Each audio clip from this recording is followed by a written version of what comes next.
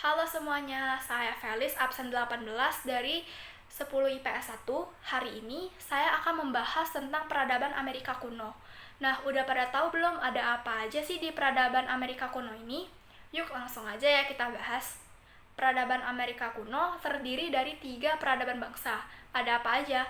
Ada peradaban bangsa Maya, peradaban bangsa Aztec, dan peradaban bangsa Inca.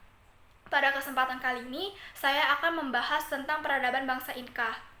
Peradaban bangsa Inca berdiri pada tahun sekitar 500 sampai 1532 Masehi, di mana perkembangan peradaban bangsa Inca ini sampai ke belahan barat Amerika Selatan, khususnya wilayah Peru.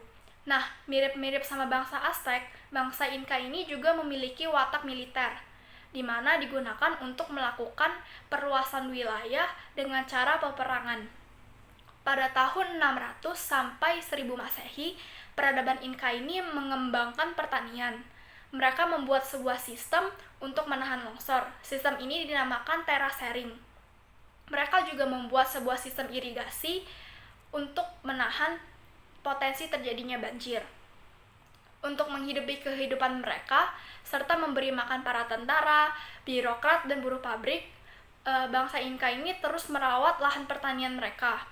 Untuk mengolah tanah, mereka menggunakan bajak yang terbuat dari perunggu. Nah, hasil pertanian mereka juga banyak. Ada tomat, kentang putih, kacang-kacangan, juga jagung. Mereka juga memiliki minuman khas, namanya itu chicha. Chicha ini semacam bir yang terbuat dari saripati jagung. Sistem pemerintahan bangsa Inca sendiri itu berbentuk kerajaan.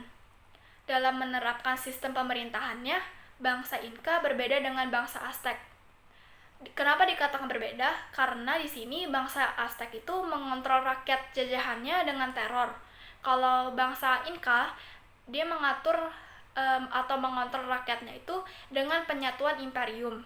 Penyatuan imperium itu apa? Penyatuan imperium itu sekelompok negara atau etnis yang menempati wilayah geografis sangat luas. Dalam pertahanan kesatuan imperium mereka, maka dibuatlah jalan-jalan yang lebar. Ini untuk menghubungkan pusat pemerintahan dengan daerah-daerah yang telah ditaklukkannya. Nah, kalau berjalannya pemerintahan Inca bisa dikatakan bersifat sosialis. Kenapa dikatakan bersifat sosialis? Ini dikarenakan hasil lebih pertanian di daerah yang subur akan didistribusikan ke daerah-daerah yang kekurangan. Dalam aspek sosial, bangsa Inca, rajanya ini menaruh perhatian khusus pada perkawinan. Baik laki-laki maupun perempuan dewasa yang belum menikah ataupun belum memiliki pasangan akan dipilihkan oleh orang lain, kemudian akan dikawinkan dalam upacara pada umumnya. Dalam aspek religi, bangsa Inca ini menyembah Dewa Matahari. Mengapa mereka menyembah Dewa Matahari? Hal ini dikarenakan raja-raja mereka ini dipercaya memiliki hubungan genealogis atau asal-usul keturunan dengan matahari. Bangsa Inca juga berkembang pesat dalam bidang kesenian, terutama seni bangun seperti pembangunan benteng dan yang lainnya. Mereka juga memiliki mumi, yang merupakan mayat dari para raja, di mana mumi ini ditempatkan di rumah yang megah.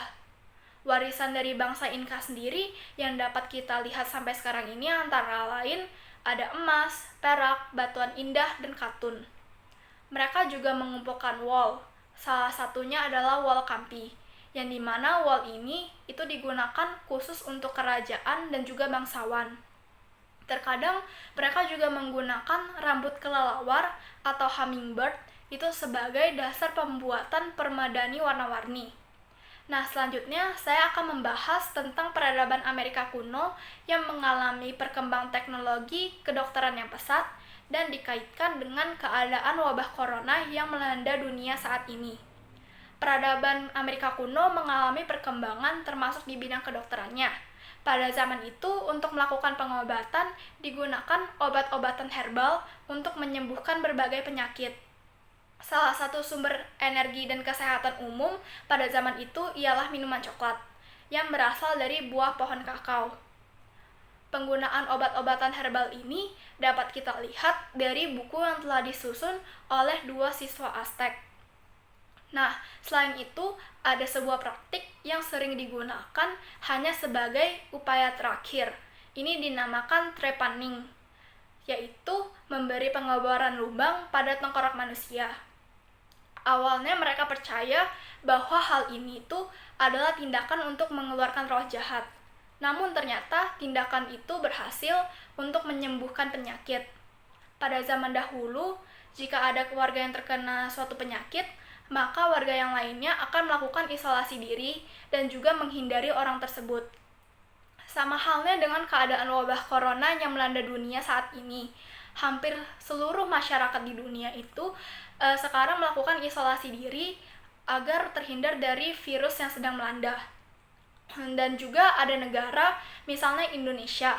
Di sini Indonesia percaya bahwa dengan mengkonsumsi obat-obatan herbal seperti jahe, kunyit, temulawak, dan sebagainya itu dapat meningkatkan daya tahan tubuh kita dan juga terhindar dari virus tersebut.